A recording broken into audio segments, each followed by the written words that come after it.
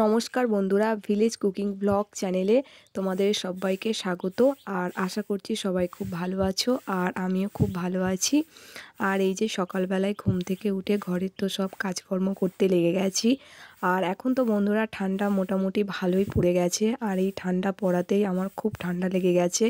এত সর্দি, আর মাথাতে তো পুরো মাথা কান টান সব যেন একদম বন্ধ হয়ে আছে। সন্ধ্যাবেলা বা দুপুরবেলা যখন শুয়ে পড়ি তখনও নাক বন্ধ হয়ে যায়।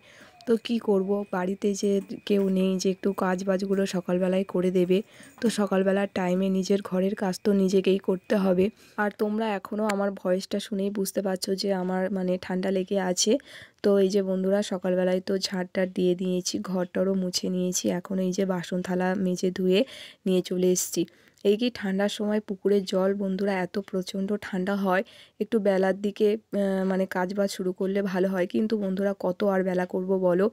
আর যেহেতু নিজের কাজ নিজে করতে হবে, আর শুধু তো এই সব কাজ করলে হবে না, এরপর রান্না বান্না আছে, স্নান করা, তারপর ঠাকুর ঘরের ভোগ জল দেওয়া, বিভিন্ন একটা বাড়ির সংসারে একটা বাড়ির বউয়ের যেসব সংসারে নানান কাজ থাকে সেইগুলো তো একা তো করতে হবে। তো আর কিছু করার নেই, ঠান্ডা লেগে থাকলেও তবু একটু বেলা করে 6:30 এরকম নাগাদ উঠে আর এই যে ঘরের কাজবাজগুলো সেরে নিই।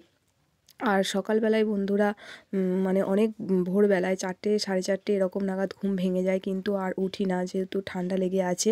তো তারপর তোমরা দেখলে যে কাজ বাজ সেরে নিয়ে একটু ছোলা বাদাম এগুলো খেয়ে নিলাম। আর এটা বৃহস্পতিবার দিনের ভিডিও। বৃহস্পতিবার তো নিরামিষ রান্নাবান্নাই হয়। তো এই যে এখন পুকুরে চাল ডাল এগুলো, না ডালটা নিয়ে আসেনি, ডালটা কলের জলে ধুয়ে নেব, আর চালটা পুকুর জলে ধুতে এসেছি। আর পুকুর জলে বেশ অনেকটা জল দিয়ে চালগুলো ধুইলে ভালো হয়, তো চালটা ওই জন্য পুকুর জলে ধুতে এসেছি। তো চাল টাল ধুয়ে নিয়ে রান্না বসিয়ে নেব। আগে বন্ধুরা সব ঘরের কাজকর্ম সেরে স্নান টান করে নিয়ে ঠাকুর ঘরে পুজো টুজো দিয়ে নিয়ে রান্নাবান্না করতাম। যেহেতু এত প্রচণ্ড ঠান্ডা লেগে আছে, তো সেই জন্য আগে রান্নাবান্নাটা করে নিচ্ছি, একটু বেলার দিকে স্নান করব। তো চাল ধুয়ে নিয়ে চলে এসেছি, আর এখন এই যে বাড়িতে কলের জলে ডালটাও ধুয়ে নিচ্ছি, যেহেতু নিরামিষ সেই জন্য মুগ ডাল। আর আগে বন্ধুরা জানতাম না যে মুসুর ডাল আমিষ, তারপর অনেক দিন আগেই অবশ্য তারপর জানলাম যে মুসুর ডাল আমিষ, মুসুর ডাল নিরামিষের দিনে খাওয়া যায় না। তো সেই জন্য নিরামিষের দিন করে এই যে মুগ ডালই খাওয়া হয়। আর ধরতে গেলে মুসুর ডাল আর সেই রকম খাওয়াই হচ্ছে না। সপ্তাহে দুদিন নিরামিষ, নিরামিষের দিনে কোনো দিন হয়তো মুগ ডাল রান্না করলাম, আর কোনো দিন হয়তো সয়াবিন রান্না করলাম, আর বাদবাকি 5টা দিন কোনো দিন মাছ বা ডিম এইসব রান্না করলাম। তো সেই জন্য মুসুর ডালটা আর ততটা খাওয়াই হয় না। তো মুসুর ডালটা বন্ধুরা খেতে কিন্তু ভালোই লাগে, কিন্তু মুসুর ডালটা খাওয়াও হচ্ছে না। তো তারপর বন্ধুরা চাল ডাল সব কিছু তো ধুয়ে কমপ্লিট করে নিয়েছি। আর এখন এই যে হাঁড়িতে আমি চাল দিয়ে দিলাম, আর গ্যাসেই রান্না করব, উনানেও রান্না করতে যাচ্ছি না। শরীরটা একটু খারাপ, আর উনানটা রান্নাঘরটা একটু দূরে, সব কিছু টেনে টেনে বয়ে বয়ে নিয়ে যাও একা। তো সেই জন্য ভাবলাম যে কদিন গ্যাসেই রান্নাবান্না করে নিই। এই যে আমি এখন রান্না করতে বসে গেছি। প্রথমে তো ভাত আর ডালটা তো উনানে বসিয়ে দিচ্ছি, তারপরে দেখি আর কি রান্নাবান্না হয়। তো বন্ধুরা আমি এই যে রান্না বসাচ্ছি, তো তারপর দেখলাম যে আমার ভাই এসছে, আমার বড় ভাই এসছে।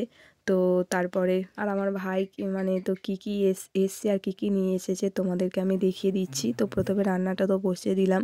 আর এই যে এখানে দেখছো ফুলকপি, আর ওদিকে বাঁধাকপি, টমেটো, এগুলো আমার ভাই নিয়ে এসছে। আরও একটা জিনিস নিয়ে এসছে।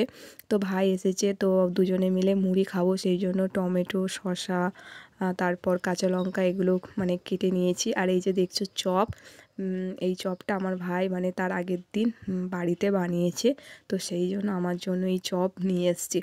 তো এই চপ দিয়ে আর এই মুড়ি মাখা খাবো সকালবেলায়, কিন্তু খেতে খুব ভালো লাগবে। সঙ্গে চানাচুর আর কাঁচা ছোলা ভেজানো আছে, ছোলা ভেজানো দিয়ে এইসব মুড়ি খেতে কিন্তু খুব দারুণ লাগে। সঙ্গে তো একটু টমেটো, শসা, পেঁয়াজ টেয়াজ, যেহেতু নিরামিষ সেই জন্য পেঁয়াজটা আর দেবো না, বাদ বাকি সব কিছু দিয়ে ভালোভাবে মাখিয়ে নিয়ে তারপর আমি আর আমার ভাই এই যে চপ দিয়ে মুড়িটা খেয়ে নিচ্ছি। আর ঘরে বানানো চপ বন্ধুরা অনেকটাই সুন্দর খেতে, ভালো খেতে, তবে একটু গরম গরম খেলে আরও বেশি ভালো লাগতো। তেলে ভাজা জিনিস তো একটু গরম গরম খেলেই বেশি ভালো লাগে। তো ওদিকে ভাত আর ডাল তো সিদ্ধ হচ্ছে, আর এদিকে আমরাও মুড়ি খেয়ে নিলাম। তো আমার ভাই এখনও আছে। তো তারপর এই যে আমি ঘরে পালং শাক নয়, এটা মূলো শাক, আগের দিন আমার বর বাজার থেকে এনে দিয়ে গেছে। তো আগের দিন যেহেতু রান্না করা হয়নি, তো আজকেরে এই মূলো শাকটা রান্না করব। তো সেই জন্য মূলো শাকটা আমি কুচিয়ে নিচ্ছি।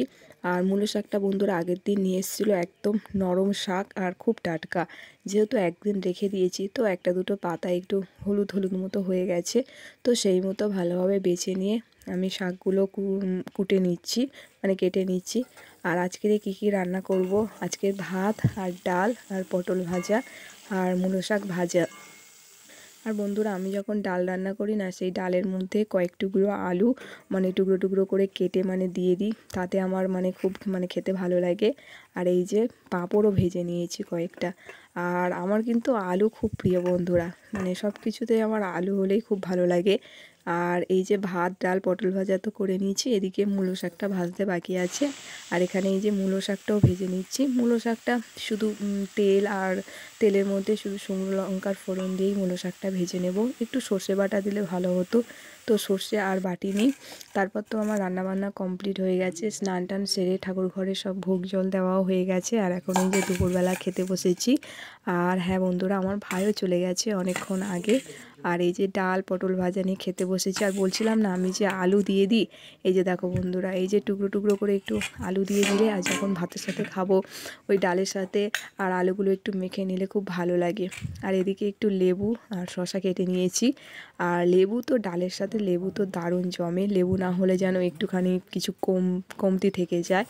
আর শসা মানে আজকে নিরামিষ খাবারটা মানে দারুণ, ডাল পটল ভাজা, এদিকে শাক ভাজা, এদিকে পাঁপড় ভাজা রয়েছে, আর এদিকে শসা, মানে খুব ভালো খাবার। আর আমার তো পাঁপড় ভাজাও খেতে বন্ধুরা খুব ভালো লাগে। তো